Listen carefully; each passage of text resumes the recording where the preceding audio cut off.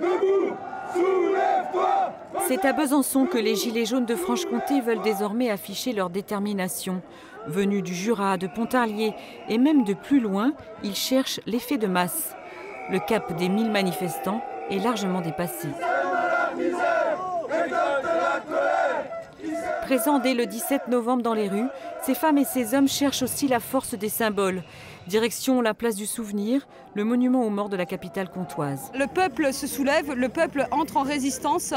Et ici à Besançon, aujourd'hui, on voulait pacifiquement marquer le coup sur l'esplanade des Glacis, qui représente un haut lieu de résistance de la Première, de la Seconde Guerre mondiale. C'est une bougie en hommage pour rappeler les victimes.